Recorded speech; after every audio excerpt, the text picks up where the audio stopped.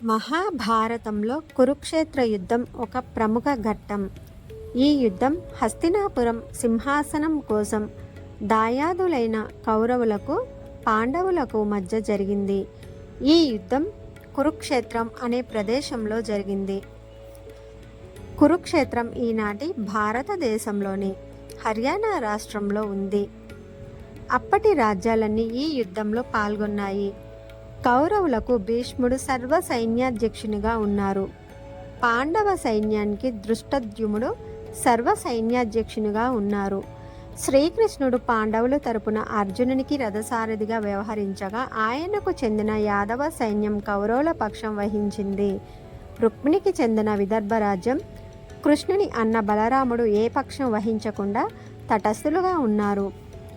యుద్ధానికి ముందే ఇరుపక్షాల తరపున 4 శాంతి రాయబారాలు జరిగాయి, కానీ అవన్నీ విఫలం అయ్యాయి. కురుక్షేత్ర యుద్ధం 18 రోజులు జరిగింది.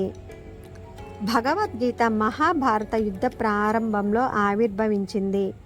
పాండవ వీరుడైన అర్జునుని కోరికపై అతని రథసారథి శ్రీకృష్ణుడు రథాన్ని రణభూమిలో మోహరించిన 2 సైన్యాల మధ్యకు తెచ్చారు. అర్జునుడు ఇరువైపులా పరికించి చూడగా తన బంధువులు, గురువులు, స్నేహితులు కనిపించారు. వారిని చూసి అతని హృదయం వికలమైంది.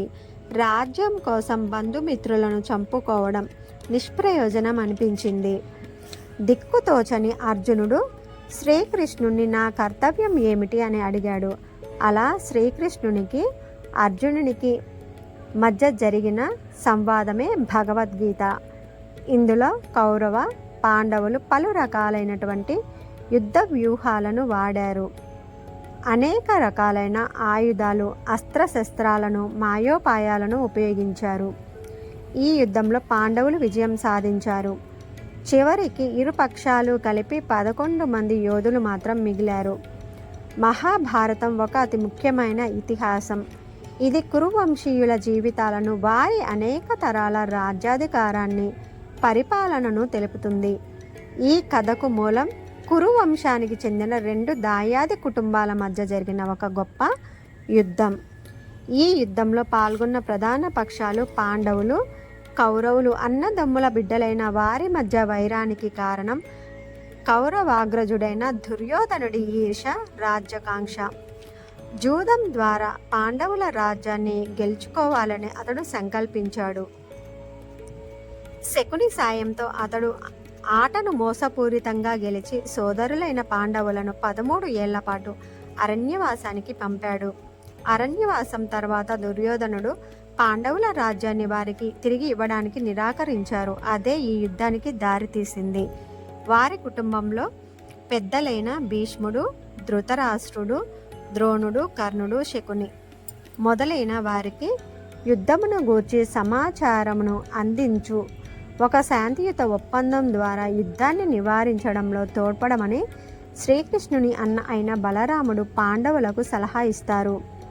ఈ ప్రతిపాదన కౌరవుల చెంత ఉండగానే పాండవులు వారి యుద్ధ సన్నాహాలు చేసుకోసాగారు. వారి ఇరుగు పొరుగు దేశాల సహాయంను కూడా అర్థించారు. ఈ యుద్ధం 18 రోజులు జరిగింది. యుద్ధం పగటిపూట మాత్రమే జరిగింది. కౌరవ సేన ఎక్కువ, పాండవ సేన తక్కువ. 2 సైన్యాలు మోహరించి అండగా ఎదురుగా ఉన్న కౌరవ సైన్యంలోని తాత భీష్ముడు, గురువు ద్రోణుడు మొదలైన వారిని చూశాడు అర్జునుడు. అంతేకాదు 100 మంది సోదరులలో బంధుగణం మొత్తాన్ని, అశ్వత్థామ వంటి మిత్రులను గమనించి దుఃఖంతో కుంగిపోయాడు అర్జునుడు. కృష్ణుడు అర్జునుని నిరాశను పోగొట్టి కర్తవ్యాన్ని బోధించి అతన్ని సమరోన్ముఖుణ్ణి చేశాడు. కృష్ణుడు ఈ బోధనలే సుప్రసిద్ధ ధార్మిక గ్రంథమైన భగవద్గీతగా రూపొందాయి. ఈ యుద్ధం ధర్మానికి అధర్మానికి మధ్య జరుగుతున్న పోరుగా అభివర్ణిస్తూ ధర్మస్థాపన కోసం అధర్మపక్షం వహించిన వారెవరైనా సంహరించాల్సిందేనని, అది అర్జునుని కర్తవ్యమని బోధించాడు. ప్రతిఫలాన్ని ఆశించకుండా తన కర్మను ఆచరించాలని కూడా చెప్పాడు.